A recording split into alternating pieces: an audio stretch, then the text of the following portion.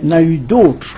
Et je vous ai apporté ce soir la charte de Kouroukan Fouga, c'est-à-dire du royaume manding.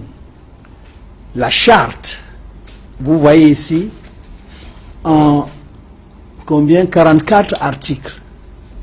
Et j'invite tous nos politologues à un peu d'humilité quand ils nous font de la science sur les constitutions françaises, américaines, etc. et ignorent. C'est pour dire quoi? C'est pour dire que longtemps avant, au Moyen-Âge, 1236. Donc pratiquement la constitution, si vous voulez, du royaume manding de 1236. Est-ce qu'on enseigne ça dans nos universités? Est-ce que dans nos départements de sciences politiques et sciences juridiques, on enseigne ce genre de choses? C'est pour cela que j'ai dit, avant donc de parler de Oumyobé, il faut aller aux origines. Quand on vous a coupé de vous-même, quand on vous a coupé de votre héritage intellectuel et scientifique, et on veut maintenant, n'est-ce pas, vous rendre esclave de la pensée des autres, comme vous, si vous n'aviez jamais inventé de penser vous-même. C'est grave. Alors, Prince Coumanoubé III, je lis dans cet ouvrage. Vous voyez, ça, vous voyez, est-ce qu'on a déjà vu ça? Et ça, on peut produire ça même pour, disons, les royaumes camerounais. C'est où? Dans nos universités. Je fais ce travail-là. Mais combien de professeurs est-ce qu'ils le font? Professeur, j'avais justement cette question en travers de la gorge quand j'entrais dans ce studio. Pourquoi, selon vous, ces connaissances ne sont pas aujourd'hui diffusées dans nos... C'est dangereux. Il ne faut pas savoir qui vous êtes. Et nous payons des impôts pour que nos écoles et universités fonctionnent, pour que nous ne sachions pas qui nous sommes. Qui a intérêt aujourd'hui à ce qu'on ne sache pas exactement, par exemple, qui était Rubé Oumyobé, qui était Koumandoumbé, qui était... Je suis encore... Enfin, on fait de vous des esclaves. Et c'est pour cela que quand je m'adresse aux Européens, aux Américains, je leur dis ça suffit.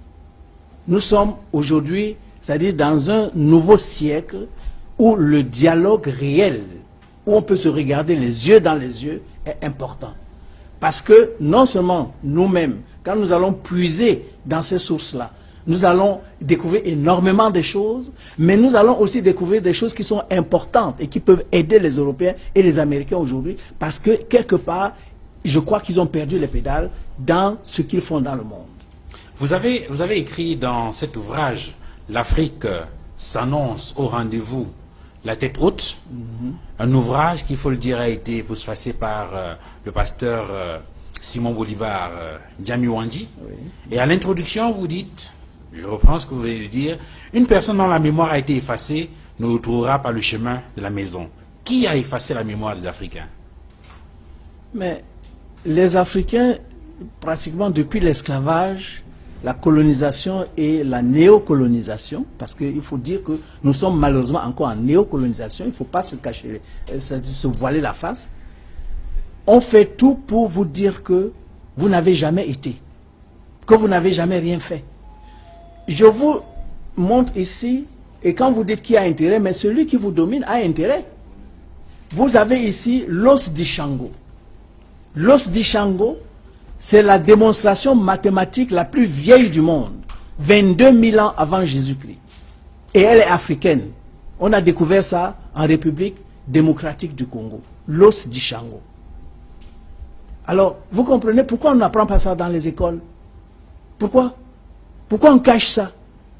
Effectivement, il ne faut pas qu'on dise que ce sont les Africains qui sont... que c'est l'Afrique qui est la mère de la science. Il ne faut pas qu'on dise ça.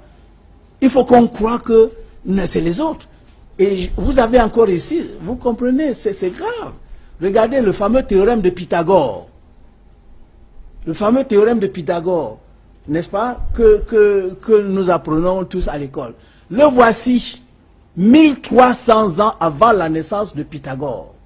En Égypte. En Égypte africaine, Égypte noire, pas Égypte arabe. Donc ça suffit la falsification. Ça suffit la falsification. Et cette falsification, parce qu'il ne faut pas que vous les Africains, on vous fasse comprendre que c'est vous qui avez enseigné les autres.